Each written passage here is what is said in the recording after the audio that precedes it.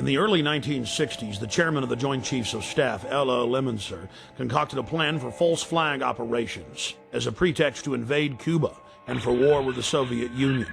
In Operation Northwoods, they planned to hijack jets by remote control, crash them, and blame the attack on Cuba.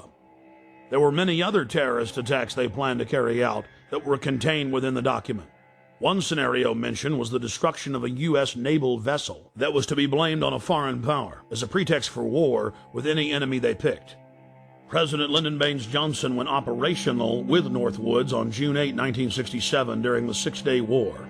During the Six-Day War between Israel and the Arab nations, the USS Liberty was sent by Johnson to collect electronic intelligence in the eastern Mediterranean. The clearly marked U.S. intelligence ship was 14 miles off the coast of Israel in international waters. A short time after the air attack had been completed, the 3 torpedo boats approached us from our starboard quarter at high speed and in an apparent torpedo launch attitude. Israeli surveillance aircraft flew low over the ship and clearly identified it as an American vessel. At 2 p.m. that afternoon, the USS Liberty was attacked by 3 Mirage 3 fighter bombers. From the onset of the attack, the fighter bombers were jamming U.S. signals. Not only were they jamming U.S. signals specifically, they were also unmarked, the only unmarked aircraft in Israel's arsenal. The fighter bombers strafed the ships with their cannons, dropped conventional munitions and napalm on the ship, repeatedly from stem to stern. After the Mirages had done their work, the ship was hit by medium bomber Dassault missiles carrying napalm and other munitions like white phosphorus. The USS Liberty was then attacked by 3 Israeli torpedo boats bearing Israeli flags. The torpedo gunboats opened fire with high-caliber machine guns and launched torpedoes.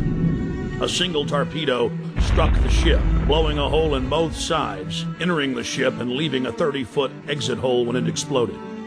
Then the torpedo boats began strafing life rafts in the water, an international war crime. While all of this was happening, the oversized American flag flew clearly above the ship.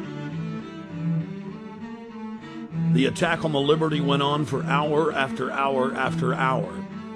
During the entire attack, the USS Liberty continually called the Sixth Fleet that was nearby, begging for air support or rescue. 2 aircraft carriers in the Med responded by launching fighter aircraft. Unbelievably, they were recalled by the White House. Rear Admiral Geist, then commanding the carriers in the Sixth Fleet, called Washington personally to confirm the recall order. Secretary of Defense McNamara came on the line, and then President Johnson himself told Geist, "I want that goddamn ship going to the bottom. No help. Recall the wings." Imagine being Admiral Geist begging the president to allow you to defend an American ship that's under attack and being told by him that he wants the ship going to the bottom. Despite the fact that the U.S. carriers withdrew their help, a Russian spy ship appeared and witnessed part of the attack. After 3 hours into the attack, the Israelis withdrew because there were witnesses, allowing the damaged USS Liberty to limp to safety. 40 years after the attack on the USS Liberty, we know exactly what happened. I've interviewed former chairman of the Joint Chiefs of Staff, Admiral Thomas Moorer. I've interviewed the admirals that were on the line who heard what President Johnson said. I've even talked to the head JAG officer of the Navy who was ordered to falsify the reports and cover up what had really happened.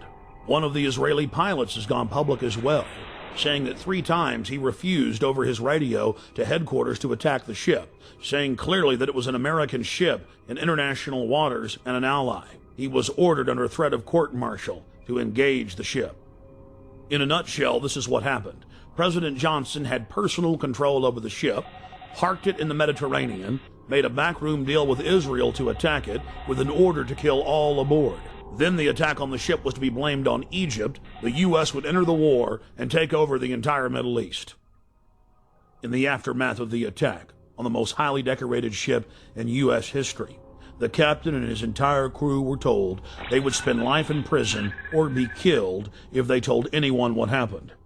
Captain William L. McGonigal was given the Congressional Medal of Honor in secret and told not to tell anyone that he had won the award.